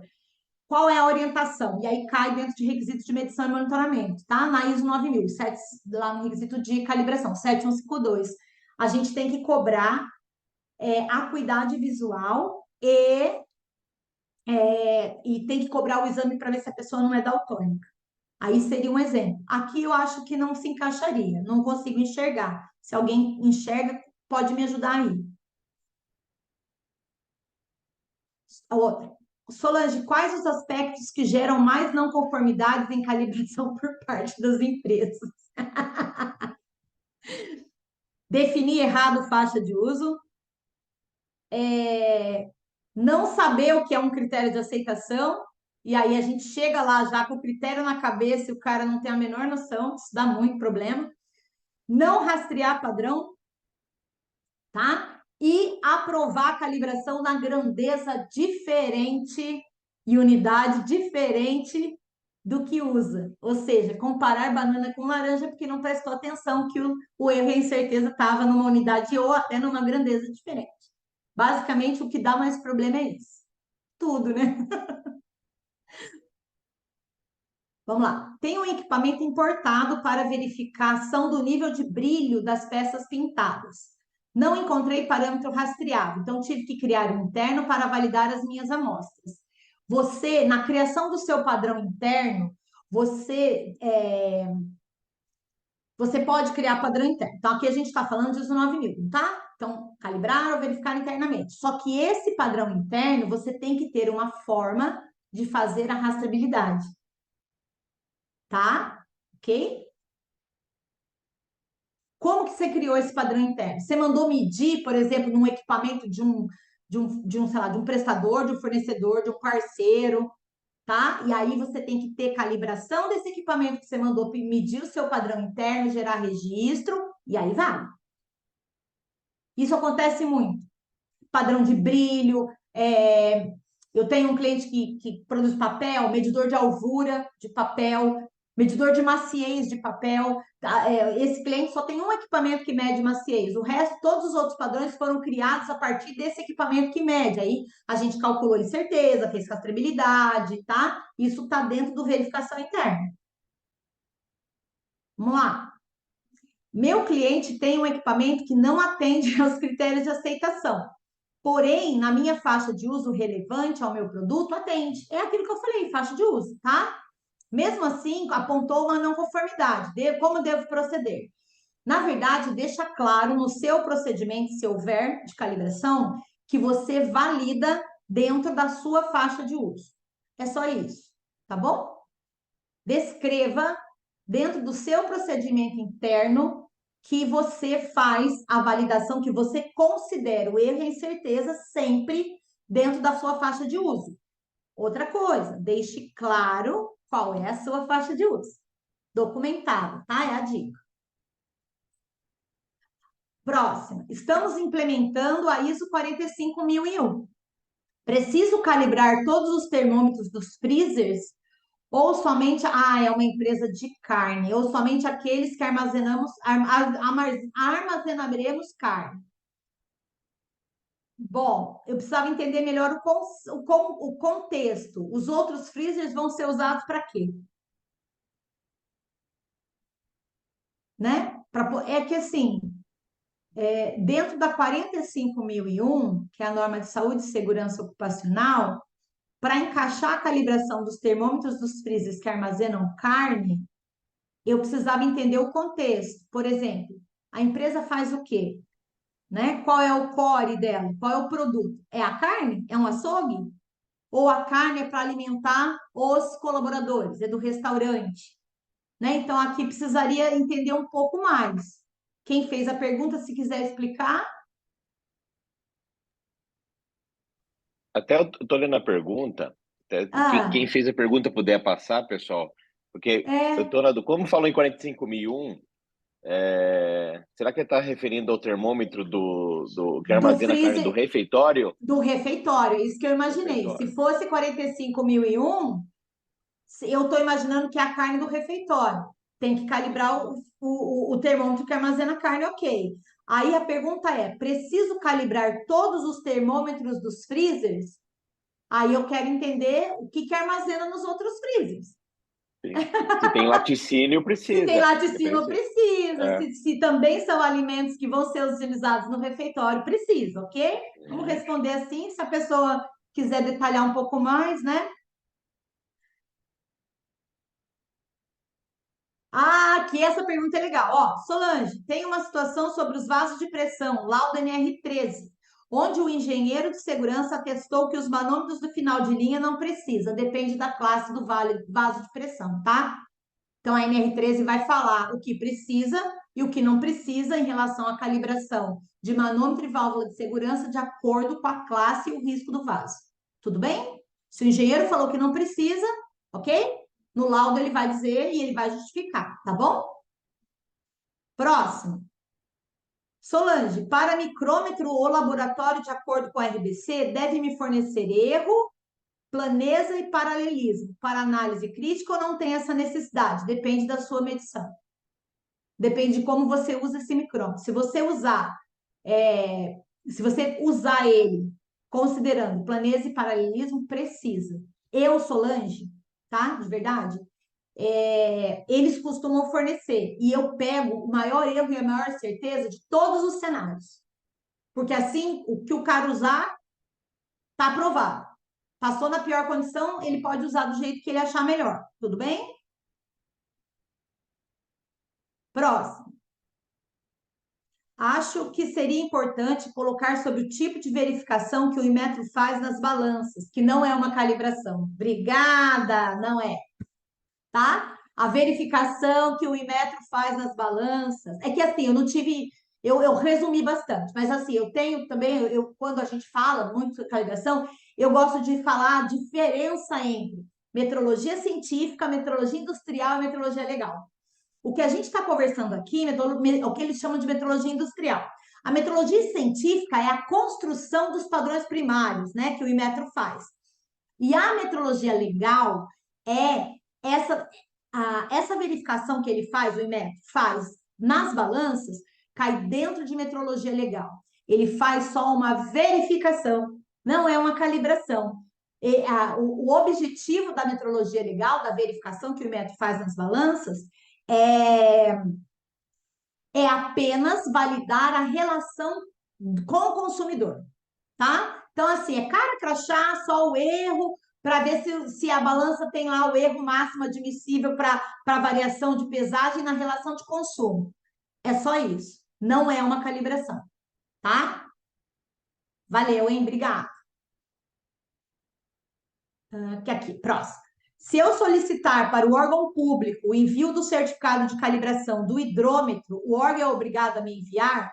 É uma prática comum ou um preciosismo? Depende. Você vai precisar da calibração do hidrômetro para quê? Você está controlando água dentro do sistema de gestão? Né? Então, assim, vamos entender a necessidade, né? Mas, para todo, isso é importante, para todo equipamento que tem uma relação de cobrança de valor.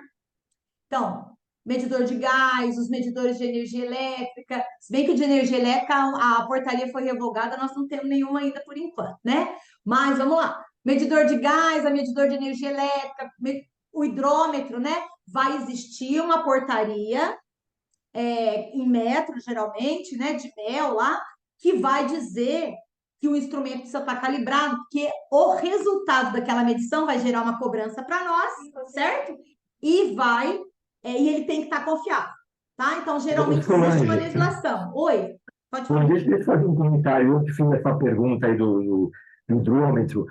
Considerando o sistema de gestão ambiental, né, ISO 14001, sendo que o consumo de água faz parte do objetivo do meio ambiente, eu entendo que é importante que a gente tenha precisão, né, confiabilidade naquele indicador que vai aparecer. Agora, às vezes a gente solicita aí como auditor interno ou externo o certificado de calibração, às vezes as pessoas entendem que é um preciosismo, né, porque se tiver um pouco consumido mais ou menos, isso vai fazer a grande diferença. Mas para efeito de sistema de gestão e calibração, eu não estou preocupado se é mais ou se é muito, estou preocupado que eu estou seguindo o gerenciamento. Quanto que é? Né? Eu vejo alguns Sabesp, acabam enviando esse certificado de calibração. Não é sempre, mas algumas empresas conseguem. Então, a pergunta que eu faço é o seguinte: será que isso realmente é um preciosismo ou vale a pena continuar solicitando esse certificado? Então, minha opinião, tá? Então, vou deixar aqui também para os colegas comentarem. É minha visão. Se a organização, dentro da 14.000, ou de qualquer outra norma de sistema de gestão, estiver controlando o consumo de água como um indicador do sistema de gestão, a minha percepção é que sim, precisa ter a calibração, tá? Aí eu não sei se alguém mais quer comentar.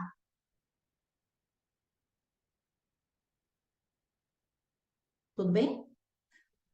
Alguém discorda? Eu acho que deveria ter, né?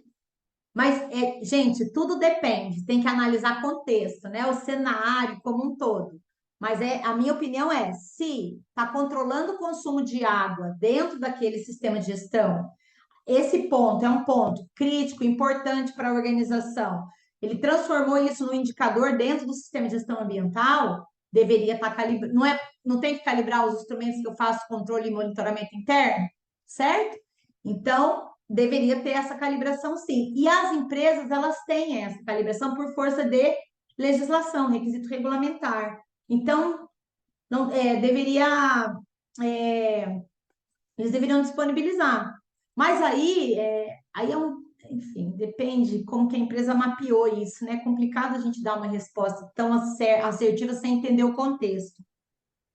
Mas se o contexto, né, se a empresa está controlando o consumo de água dentro do sistema de gestão, né, seria importante calibrar. Vou aqui para a nossa última pergunta. Esse aqui é interessante também. Calibrar pH-metro usado na ET apenas com solução tampão é aceito?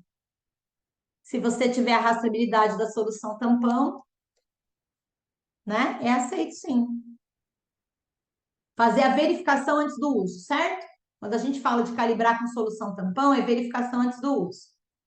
Aí coloca lá a solução tampão do pH, aí olha quanto está o slope, né? Quem já trabalhou em laboratório, né?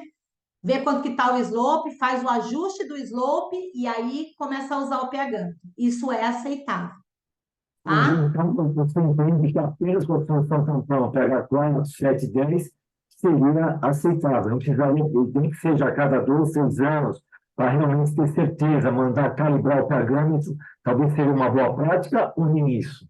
Não, é uma boa prática também. O Paulo, eu tô te ouvindo um pouquinho assim, seu som está um pouco abafado. Mesmo, é que eu estou afônico. É a voz mesmo, não é o aparelho, não é o hardware, não. Não é o equipamento, né? Não é o equipamento. Você gasta a semana toda fazendo exatamente o que você está fazendo agora, eu passo a semana inteira fazendo. Então, chega na quinta-feira, acaba a voz. Tá certo. Vê se eu entendi a sua colocação, tá? Que eu ouvi meio longe. Fazer a verificação com a solução tampão antes do uso e calibrar o equipamento, sei lá, a cada 2 anos é uma boa prática? Essa foi sua pergunta. Sim, é uma boa prática. A gente recomenda. Só uma coisa importante: a verificação com a solução tampão 2 cuidados, tá? Primeiro, tem que registrar o resultado, porque a norma pede que exista registro, tudo bem? Qual foi o resultado? Qual é o critério de aceitação para passar, né? Segundo cuidado, faixa de uso. Se eu meço nesse pH-metro, vamos pensar, um pH 2, quais são as soluções tampão que a gente tem usualmente? 4, 7, 10. Certo? Se eu meço pHs, a faixa de uso, tá? Se eu meço o pH abaixo de 4 ou acima de 10, eu não estou garantindo o meu equipamento na faixa de uso. Pode ser uma não conformidade. Tudo bem? Tá claro? É isso. Solange, tem mais Oi? Tem mais um aqui que ela mandou até o certificado. Ela pegou do laudo de ruído ambiental. Tá. Daí o analisador foi feito em agosto de 2023, esse laudo. Tá. A empresa que fez a avaliação de ruído usou um analisador de frequência, porém, os padrões utilizados, calibrador, gerador de sinais, barômetro, higrômetro, foram calibrados e foi colocada uma validade do começo de 2023, ou seja, dentro do próprio certificado de equipamento, os padrões estavam vencidos, né? Então. E quando ele realizou em agosto. Então. Em agosto. Tá não conforme, né? Não conforme. Isso aí não conforme. E foi calibrado RVC? Posso falar um pouquinho desse caso? Pode falar, Aline. Claro, Aline. Ficar um pouquinho melhor. Porque assim, eu não sei se o Cleverson chegou a te enviar a foto do certificado. Não, acho que não. Mas pode explicar, Aline. Isso levou a gente em um looping, assim, né? Quando a gente começou a discutir isso. Tá. Porque eu tenho o meu laudo de ruído, ele foi feito em agosto. Ai, o meu auditor tá aqui, gente. Eita, lasca!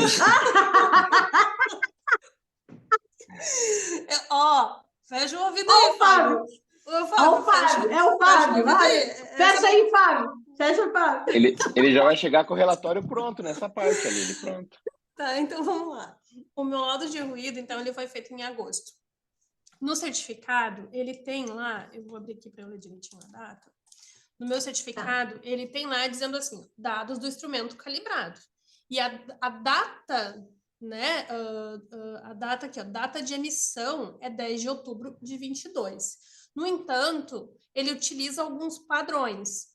E os padrões, que eu acredito que esses padrões lá embaixo no certificado se refere ao equipamento que o laboratório utilizou para poder me dar esse certificado, né? Para poder atestar a calibração desse equipamento. E esses padrões estão vencidos.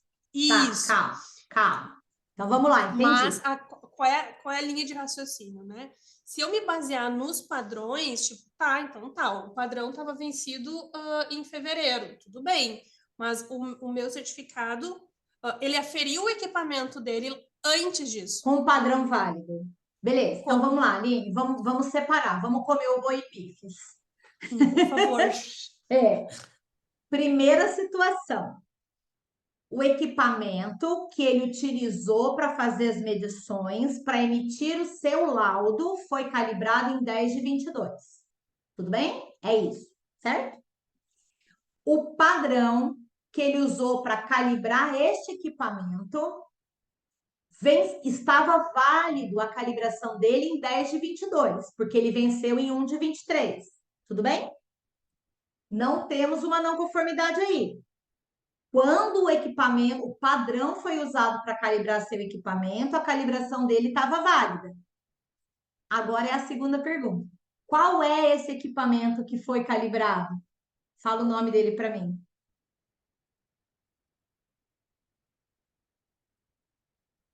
Nós estamos falando do laudo de ruído NBR 10151, certo? Beleza. Qual é o equipamento que foi calibrado em 10/22? Qual é o equipamento? Desculpa, estava no mudo aqui, desculpa. Qual é? Analisador de frequência. Ele não tem que ser calibrado RDC pela legislação? Então não precisaria nem ter o padrão. Tem o selo do Inmetro no canto superior direito? Tem. Então não precisa nem da rastreabilidade do padrão. Tá. Tudo bem? Aline, nesse que você mandou, Aline, nesse que você mandou, não tem RBC, não.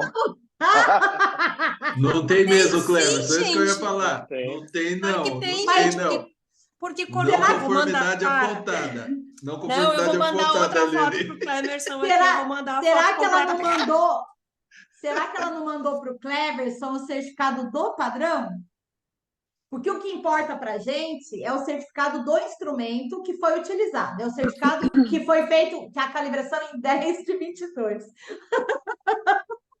Olha a polêmica. E aí, Cleverson? Vamos lá. Analisador de frequência, né? Analisador de frequência. Na verdade, tem um selo, mas é o selo do próprio laboratório, não tem o selo da RBC. Isso, o Fábio já está digitando o apontamento, ó, ele já escreveu. Gente, é o selo do Inmetro. Não é de metro, não. Vai sobrar mais tempo, ele já vai apontando, já vai sobrar mais tempo para vocês ir para o almoço na auditoria, né? Ô, Solange, deixa eu te perguntar aí em relação a isso, só para eu entender, tá? Se ele foi calibrado o equipamento em outubro... Não é RBC. Desculpa, Kátia, perdão. Se ele foi calibrado em outubro, pode falar. É que eu estava olhando aqui, o Cleverson me mandou. Não é RBC não, hein, Ali? Pode falar, Kátia. Mas o equipamento dele foi calibrado e ele mediu em, sei lá, agosto. Não sei a data que a Aline falou aí, agosto, né? Isso, sim. O equipamento estava calibrado ainda. Estava, exato. Estava válida a calibração do equipamento. Isso, estava válida. A calibração do padrão tinha vencido, mas quando o equipamento foi calibrado com aquele padrão, a calibração estava válida. Não temos um problema aí, não. Aí tá tranquilo, tá? A minha dúvida é que a 10151 fala que os equipamentos que são utilizados para fazer a medição de ruído têm que ser calibrados RBC, e o equipamento dela não foi. No certificado. Não, entendeu? Solange, corrigindo aí, salvando a Aline, ela tinha mandado uma parte de evidência só, ela tirou foto de uma parte para baixo. Escuta, Fábio. Entendi. Daí peraí. Ela mandou uma foto completa agora que tem a RBC. Pronto. Não, gente,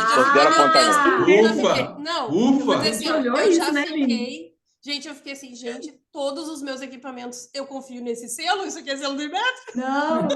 Não, beleza, então. Então, se tem. Ô, Aline, se tem o selo, que tem que ter, tá? Que a legislação pede. Você nem tem que se preocupar com o padrão, gata. Relaxa. Mas mesmo, vamos pensar que se você tivesse que se preocupar com o padrão, também estava ok. Porque quando o equipamento foi calibrado, o padrão estava válido. Ele venceu depois. Ok, não é um problema, tá bom? Solange, tem uma pergunta ali. O Fábio, claro, acabou de chegar, para quem não conhece, o diretor técnico da GCS, tá? Toda a parte de qualificação de auditor, critério de revisão de relatório, é tudo ele que define, né? A metodologia da GCS de acordo com a 17021. Daí tem uma pergunta que eu acho legal para até ele responder, e daí já não é desvio do... Aquela pergunta é o seguinte, ó. Tem um equipamento importado para verificar o nível... Não, não é esse não. Não. Achei. Meu cliente tem um equipamento que não atende os critérios de aceitação, porém, na minha faixa de uso relevante ao produto, atende. Mesmo assim, o auditor apontou uma não conformidade. Como devo proceder? Fábio, explica para o pessoal que o auditor, às vezes, é humano também, ele erra, e como que a empresa procede na apelação. Isso eu não posso falar. Aí vocês falam. Tá legal. Eu não posso dizer que meu colega, né, como auditor, ele interpretou diferente. Então, agora o Fábio comenta. Então, tá bom, pessoal. Vocês estão me ouvindo bem aí, né? Sim, Fábio. Muito bem, meus caras. Beleza, obrigado. Então, boa noite a todos aí. Então, entrei alguns minutos após o início do evento aí, mas como o Cleverson comentou, né, sou diretor técnico responsável pela parte de qualificação dos auditores. É um processo muito bem feito, é muito difícil o auditor errar, mas vou tentar responder a pergunta aí. Mas às vezes acontece, é muito raro. E sou responsável também pelo processo de acreditação e o processo de suporte técnico aí, tanto para os auditores, mas também até para os nossos clientes nessas questões de apelação, né? Antes de responder sobre isso, né, já antecipando aí o time aí, mas agradecendo a Solange, você vê que o tempo passa, né? Nós temos auditores aqui de anos de casa aqui, excelentes auditores, né? E sempre surge alguma dúvida e sempre é importante essa troca de informações aqui, até para fazer alinhamento, né? Até pela quantidade e características diferentes que tem de equipamentos e aplicação dos mesmos, né? Um outro ponto também, antes de responder também, se comentar aí sobre instrumentos de órgãos públicos, né? Utilizado para medição, por exemplo, de água e de energia. Eu atuo fortemente na parte de suporte na 50.001 e na parte da 46.001, que é de hídrico, né? Mas, só para citar um exemplo, né? Teve um cliente ali em Minas que ele ficou mais ou menos um ano e meio solicitando um certificado de calibração do equipamento dele para medição de energia. E estava sendo necessário porque ele incluiu esse equipamento no processo dele de monitoramento de medição, né? E o que ele fez? Ele colocou um equipamento paralelo para poder fazer uma medição. E aí ele percebeu que a medição estava errada, então ficou um ano e meio para conseguir o certificado, já está uns 3 anos, pelo menos, com uma ação contra o governo, porque estava sendo cobrado mais do que isso de energia, né? Mas voltando à questão aí, né, em relação a questões técnicas, né? Então,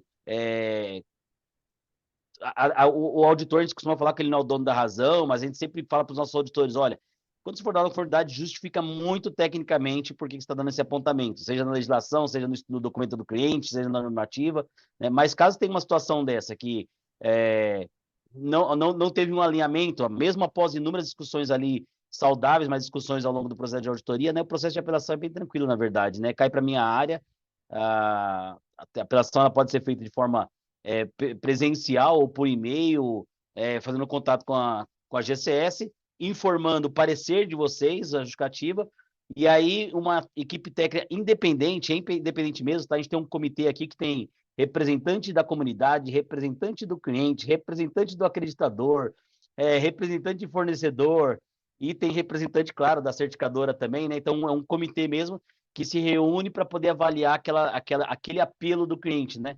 Então, essa avaliação, a gente vai simplesmente avaliar o contexto do apontamento, o que tem de regra sobre isso, e aí, com base nisso, nós vamos tomar a decisão, né? O auditor tem razão em justificando tecnicamente, ou o auditor não tem razão, e para a gente é bem tranquilo se tiver que tirar um apontamento e se justificar, pedir desculpa quando há um erro desse tipo aí também. Mas beleza, Fabio. Quando o apontamento é meu, Aline, não tem apelo, não. Eu tava pensando nisso, cara, eu apelo pro cara que me audita. Não, é assim, ó, raramente eu e o Cleverson Alexandre, a gente faz algumas auditorias específicas para manter a brevê do nosso, de piloto nosso aí, né? Então, de vez em quando a gente tem que auditar mesmo, né? Mas quando a gente audita, aí até a revisão do nosso pacote a gente não pode nem dar palpite ali, né? A revisão é independente, a aprovação não é minha, né? A aprovação passa a ser de outro gestor, e se tiver Sem apelação conflito também, de interesse. não fico sabendo, exatamente. É. Exatamente. Pessoal, mais alguma pergunta? Eu tenho uma dúvida. Daniela, claro. Oi. Eu gostaria de saber quando que a gente define quando é para ser verificado e quando é para ser calibrado, né? A ISO 9001 deixa essa opção, ser um ou outro ou ambos. Quando Deixa. que é, né, possível essa escolha? Não, a ISO 9000 te deixa livre para definir se você vai calibrar ou verificar internamente. Só que ela, apesar do conceito de verificação não envolver incerteza, ao mesmo tempo ela fala assim, contra padrões internacionalmente reconhecidos. Então, você pode fazer uma verificação interna, desde que você registre, gere um registro de verificação e que você garanta a rastreabilidade aos padrões que foram utilizados nessa verificação e que essa verificação tenha sido feita dentro da sua faixa de uso, tá, Daniela? Mas a norma ela não diz quando pode ou quando não pode, ela só diz essas regras. Você pode fazer verificação interna desde que você consiga manter a rastreabilidade metrológica, você garanta que a verificação foi feita com o instrumento calibrado, tá? E que você gere um registro. Tá bom? Então, mas tem alguma orientação ou boa prática de quando fazer um ou outro? Não. Na 9000 não. Não tem isso. Ela não define isso, tá? Você pode fazer a verificação, desde que você siga essas duas regras. Registre e garanta a rastreabilidade metrológica. Certo, É obrigada. tranquilo, tá bom? Mais alguma, pessoal? Então, gostaríamos de agradecer em nome da GCS. Opa, vamos lá. O material vai ser disponibilizado, Solange, o Cleverson? Eu vou encaminhar para o Cleverson e para o Fábio, aí eles decidem aí, tá? Obrigada. Enviaremos. Valeu. Perfeito. Pessoal, então, gostaria de agradecer a participação de todos. Teremos mais eventos de sinergia, falando de SD, 27001, segurança da informação, em breve, né? Também no Simpla, na página da GCS. Gostaríamos de agradecer demais a workshop ministrado pela Solange, né? Muito esclarecedor. E contem com a GCS para informação adicional, inclusive nosso e-mail treinamento@gcscertification.com. Temas que vocês acham relevantes para trabalhar em workshops, nos passem. Olha, eu gostaria de saber um pouco mais de gestão de riscos, saber mais de governança corporativa. Nos passem e a gente procura, a partir disso, colocar na programação do Sinergia, cujo objetivo é realmente compartilhar informação para as organizações e profissionais. Beleza? Fábio Alexandre quer dar um encerramento também? Não, somente agradecer a todos, né? Muito obrigado pela participação aí, as perguntas também bem interessantes, relevantes. E eu espero todos vocês aí no próximo evento do Sinergia, né? Pessoal, então só agradecendo também a presença de todos aí pela oportunidade, né? Então, obrigado, Solange, mais uma vez, foi ótimo. Solange é uma parceirona mesmo aí, sempre dá um suporte legal, tem bastante conhecimento, né? Então, depois acho que vale até a pena disponibilizar o contato da Solange aí, porque é uma excelente profissional, uma pessoa, como ser humano também, é uma excelente pessoa, tá bom? Então, agradecendo a todos aí, também estendo o convite aí para o próximo evento de Sinergia aí. Obrigada, pessoal, pela paciência, né? Acho que ninguém dormiu. Uma quinta-feira, tá todo mundo querendo já tomar uma cerveja, né? Então, agradeço a atenção de vocês. Foi muito legal mesmo, as perguntas muito pertinentes, como o Fábio falou, foi muito interessante. E agradeço mesmo o interesse, né, de vocês em relação ao assunto. Obrigada, viu?